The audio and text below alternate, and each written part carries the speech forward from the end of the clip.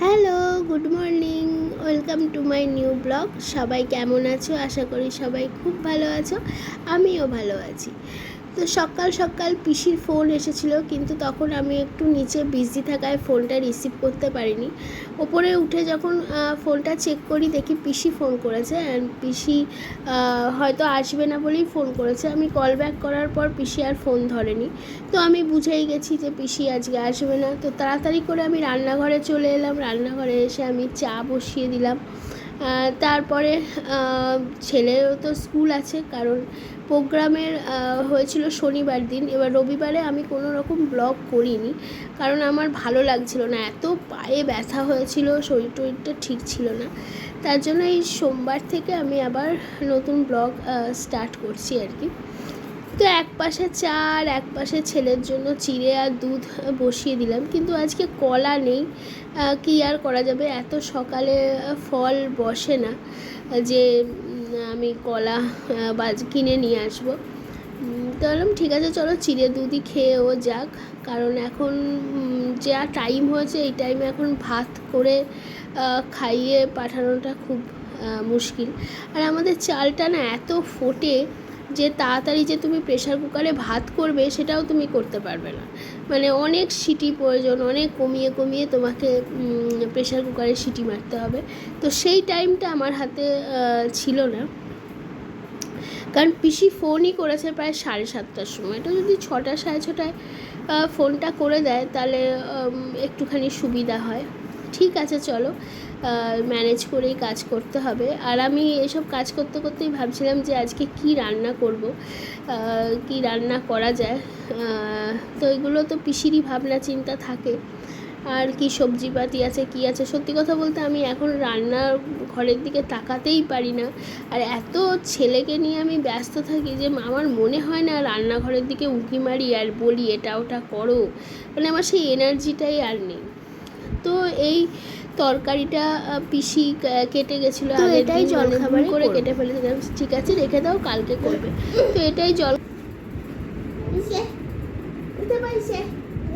সবাইকে good morning বলে দাও। বলতে হবে। হ্যালো, গুড মর্নিং আন্টিরা, আঙ্কেলরা, দিদিমণিরা, মাসিমণিরা। বলবে না, বলবে না। এবার ছেলের পেছনে লাগি, রান্না বান্না পরে হবে। চাটা তো ভিজতে দিলাম, চাটা ছেঁকে দেবো। এখন ওকে ফ্রেশ করাই, চলো পরে আসছি। তো ছেলেকে চান করিয়ে খাইয়ে স্কুলে পাঠিয়ে আমি তাড়াতাড়ি করে রান্নাঘরে চলে এলাম। তো এখানে তরকারিটা বসানোর সময় আমার বর আমাকে বলছে যে কী গো, আজকে ওকে টিফিন দাওনি? আর দেখে তো আমার পুরো মাথায় হাত, যে তাই তো, আসলে এত ঝামেলার মধ্যে ভুলে গেছি। আর এই গুড়টা হলো লাস্ট পাটালি মা এনেছিল, সেটা আমি জাল দিয়ে রেখেছিলাম আর কি, চিনি ছিল না বলে। কাছাকাছি স্কুল বলে আমি দিয়ে যেতে পারছি।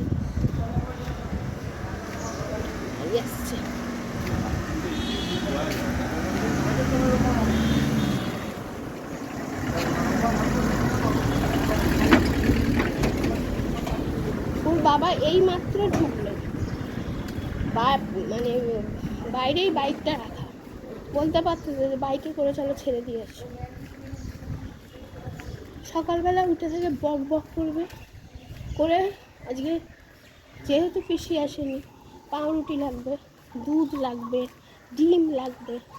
ফোন নিয়ে যায়নি, ফোন পেতে টাকা দেয়, ব্যাস তুমি নিয়ে এসো। না, আমি পারবো না, আমার অত লাগবেই ব্যাপার নেই, যা দুধ আছে ছেলের হয়ে যাবে। সে পুরুষ মানুষ নিয়ে মানে চলা না। আমার ছোটোবেলাকার একটা কথা তোমাদের শেয়ার করি। তখন আমি 9-10-এ পড়ি। তো হরলিক্স বিস্কুট খেয়ে আমি পড়তে যেতাম, মানে ব্যাচে। আমার বাড়ি থেকে ধরো 5-6টা বাড়ির পর। তো একদিন আমি বলছি না, আমার সময় হয়ে গেছে, আমাকে ব্যাচে ঢুকতে হবে তাড়াতাড়ি করে। আর আমি না বিভিন্ন মানে যাই কাজ বলো না, আমাকে যদি কেউ টাইম দেয়, আমি ভীষণ পাংচুয়াল, আমি আগে পৌঁছে যাবো, তাহলে কেউ আমার জন্য দাঁড়িয়ে থাকবে। তো আমি যথারীতি চলে গেছি। আমার বাবা সেই হরলিক্স আর বিস্কুটটা নিয়ে সেই ব্যাচে চলে গেছে। ভাগ্যিস তখন কেউ আসেনি। আমি বলছি যে কেন, আমি খাবো না, তুই তাড়াতাড়ি খেয়ে নে, সবাই কিন্তু চলে আসবে, তখন তুই খুব লজ্জায় পড়ে যাবি। আমি সেই পড়ার জায়গায় বসে বসে হরলিক্স আর বিস্কুটটা খেলাম। তারপর বাবা কাপটা নিয়ে বাড়ি এলো। তো আজকে মনে পড়লো সেই কথাটা। চলো, থাইরয়েডের মেডিসিনটা নিয়েছি না, থাইরয়েডের মেডিসিন নেওয়ার 45 মিনিটের মধ্যে কিছু খেতে হয়, 45 মিনিট পরে আর কি। কিছু দিতে পারিনি, ভালো লাগবে না, আমি গিয়ে চা খাই।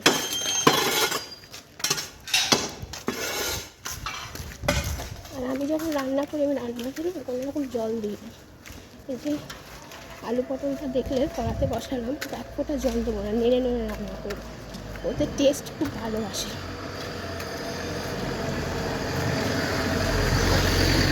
আরও দৌড়াদৌড়ি করছি যে তলা না লেগে যায়, লেগে যাবে না, কারণ ওই গুড়টা দিলাম, ওটা দিয়েই তো জল বেরোবে, তাও করছি তাড়াতাড়ি। হাঁটার অভ্যেস বহুদিন নেই, আগে হলে কোনো ব্যাপার ছিল না, নিমেষের মধ্যে চলে আসতাম, এখন একটু টাইম লাগছে। চলো বাড়ি যাই। তো বাড়ি ফিরে কোনো রকম একটু চা বিস্কুট খেয়ে আবার রান্নাঘরে চলে এলাম। তো এখানে ভাত বসিয়ে দিয়েছি, মাছ হচ্ছে, আর এই দেখো তরকারি ঠিকই আছে, করে নিই, জানতাম কিছু হবে না তাও। আর এখানে একটু মাছের মশলা করে নেব। তো ভাবছিলাম কি কি রান্না করব, এখনও ভাবছি মনে মনে যে কি কি রান্না করব। তো ঠিক আছে, তো মশলা টশলা করে আমি এবার এই যে ভাতের ফ্যান গালা, আগে আমি যখন রেগুলারলি রান্না করতাম না, আমার এগুলো মানে সড়গড় হয়ে গেছিলো। আসলে প্রত্যেকটা জিনিসই প্র্যাকটিসের প্রয়োজন। তুমি ভাবছো যে তুমি খুব ভালো রান্না জানো, তুমি বসে আছো, হ্যাঁ জানি, কিন্তু হঠাৎ করে যদি তোমাকে বলা হয় রান্না করো, আর তোমার যদি সেটা প্র্যাকটিসে না থাকে, তুমি কিন্তু একটু হকচকিয়ে যাবে। যেটা আমি এই যে পিসি রান্না করে দুবেলা করে, আমি কিছুই করি না বলতে গেলে। ছেলেও তো পিসি যা রান্না করে তাই খেয়ে যায়, ওর জন্য আমাকে আলাদা করে হয়তো একটু সুজি বানালাম কি একটু চিড়ে দুধ বানালাম, সেটা আলাদা। কিন্তু হঠাৎ করে এই যে আমারও মনে হয় কি রান্না করব, ঠিকঠাক হবে তো, এটা একটা টেনশান থাকে। বাট প্রত্যেকটা রান্নাই খুব ভালো হয়েছিল, নিজেও খেয়েছি বা আমার শ্বশুরমশাই আমার বর খেয়েছে, খেয়ে বলেছে খুবই ভালো হয়েছে, যাক ভালো হয়েছে, এতদিন বাদে রান্না করে যে ভালো হয়েছে, এটাই যা। তো মাঝে মাঝে প্র্যাকটিস রাখা প্রয়োজন, কিন্তু কী বলো তো, প্র্যাকটিসটা হয় না, পিসি রান্নাবান্না করে তো ওই কারণের জন্যই হয় না। তো আমি এখানে সব রান্না করার পর ভাবছি যে দুটো উচ্ছে একটু কেমন হয়ে গেছে, তো একটু উচ্ছে আলু ভাজি, তার জন্যই আলু আর উচ্ছেটা কেটে নিচ্ছিলাম ভাজার জন্য। তারপরে হঠাৎ করে আমার বর দেখায় যে ধনে পাতাগুলো শুকিয়ে গেছে। আসলে পিসি ধনে পাতাগুলো ধুয়ে টুয়ে মানে ভুল করে ঝুড়ি চাপা দিয়ে রেখে গেছে, ভেবেছে এসে পরে মানে ফ্রিজে তুলে রাখবে, দিয়ে আর তুলে নিতে, একটু শুকিয়ে গেছে। আমি একটু বেসন দিয়ে সেই ধনে পাতার বড়া ভেজে নিলাম, আর জলখাবারে করেছিলাম ডিম টোস্ট, এই যে। আর ওখানে একটু ছেলের জন্য কুমড়ো ভাতে দিয়েছি, আর এটা ছোটো মাছের একটা তরকারি করেছিলাম, এটা নাকি খুব ভালো খেতে হয়েছে। ছোটো মাছ আমি খাই না, তার জন্য আমি ওটা খাইনি। তো বাড়ির লোক বলেছে খুবই ভালো হয়েছে খেতে। তো অনেকগুলো পদই রান্না হয়ে গেল, তোমাদের সাথে পরপর শেয়ার করলাম। আর এটা আমার স্পেশালি আলু পেঁয়াজ একটু ডিম দিয়ে ভাজা। তো সব রান্না বান্না করে এই যে ছোলা ভেজানোই থাকে, তো ছোলা ভেজানো মানে এডিট করতে গিয়ে দেখছি ছোলাটা আবার ভেজাতে হবে, কালকে আবার খেতে হবে। আমি তো একটা টাইমে খুব ছোলা শসা পেঁয়াজ যখন আমি ডায়েট করতাম খেতাম। এটা কিন্তু তোমার খুব এনার্জি দেয়। তোমরা এটা যারা ডায়েট করছো বা করবে মনে করছো, তারা যদি কোনোভাবে মর্নিং ওয়াক করো বা ইভিনিং ওয়াক করো, আমি বলবো একদম সন্ধেবেলা তোমরা এই স্ন্যাক্সটা খাবে। এটা স্ন্যাক্স বলবো না, একটা হেলদি ডায়েট। ছোলা শসা পেঁয়াজ নুন টুন কিচ্ছু দেবে না, কিন্তু এটা তোমরা রেগুলারলি খাও আর হাঁটো, শরীরচর্চা করো। আমি এই সব খেয়েই কিন্তু রোগা হয়েছিলাম, সেই সময় তো আর ব্লগ করতাম না যে তোমাদের সাথে এগুলো শেয়ার করব, বাট এখন আর এইগুলো করলে হবে না, কারণ এখন ছেলের জন্য প্রচুর প্রেশার নিতে হয় আর এনার্জি আমার জিরো থাকে। তো আমার বড় মুড়ি আর এটা তো ছোলা, পেঁয়াজ, শসা, সরি লঙ্কা, এটা ও নিয়ে যায়, যেহেতু বাইরের খাবার ও একদম খায় না, তো এটা সন্ধ্যেবেলা খাবে। কি দিয়েছে? পেন্সিল রাখো। তারপরে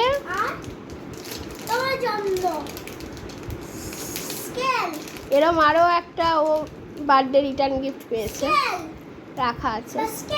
এটা স্কেল। হ্যাঁ, তারপরে কেউ বলে এসব কি কথাবার্তা বন্ধুদের বলে বলে।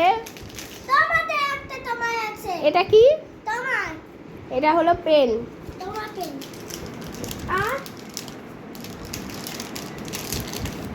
পেন।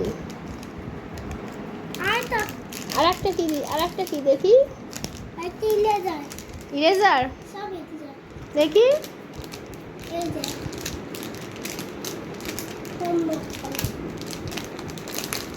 আবার ঢুকিয়ে রেখে দেবে কিন্তু।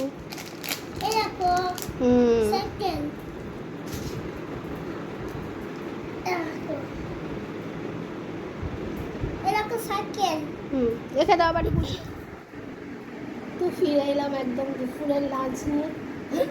ফ্যান চলছে, একটু ম্যানেজ করে নেব। তোমরা দেখো আমি লাঞ্চে কি খাচ্ছি।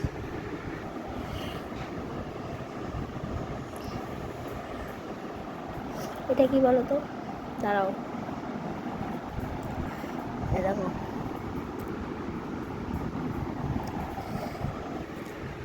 তো পিসি আসেনি, রুটি ফুটি তো কিছু হবে না।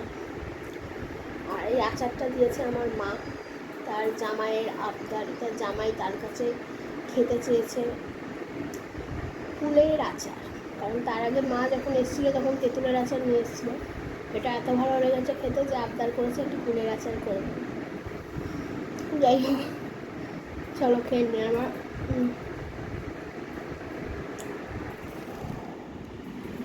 কি খাচ্ছ তুমি? কি খাচ্ছ? কি খাচ্ছ? পাউরুটি। পাউরুটির কালারটা কি কালার? বাদামি কালার। আর ইংরেজিতে কি হয়? বাদামি কালারটাকে ইংরেজিতে কি বলে? ইংরেজিতে পাউরুটি বলে, ইংরেজিতে বলে ব্রাউন কালার।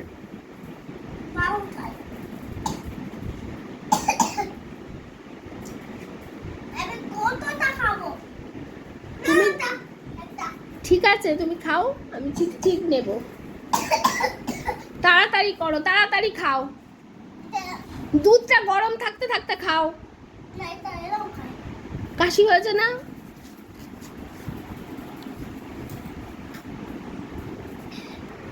কি কষ্টে যে আমি ওই বোতল ছাড়িয়েছি, মানে বেরিয়েছিলাম একটুখানি, রাস্তায় হেঁটে এলাম আর ছেলেকে নিয়ে। তো আসার পথে একটু চুরমুর কিনলাম, একটু হাওয়া দিচ্ছিল, ঝড় হচ্ছে আর হালকা হালকা হাওয়া দিচ্ছিল, তো বিরাট জোরে একটা বাজ পড়ে। আমি আর ছেলে তো পুরো ছুটে বাড়ি চলে আসি। অ্যান্ড দেন বৃষ্টি শুরু হয়েছে, তোমরা আওয়াজ পাচ্ছ কিনা জানি না। আমার জানলায় কটক টক টক টক টক টক টক, আমার মনে হচ্ছে শিলা বৃষ্টি হচ্ছে। এবার ইয়েটা বন্ধ করতো, আলোটা বন্ধ করে দেয়, টিউবলাইটটা বন্ধ করে দেয়, আর আমার ছেলে ফ্রিজ হয়ে গেছে। তো এই দেখো, ছোলা ভিজিয়েছিল কালকে পিসি, তো সেই ছোলা নিয়েছি, চুরমুর নিয়েছি, পেঁয়াজ নিয়েছি, লঙ্কা নিয়েছি। এটাই হলো আমার রাতের ডিনার। শ্বশুরকেও দিয়ে এলাম, আর ও এলে ওকে স্যান্ডউইচ করে দেবো।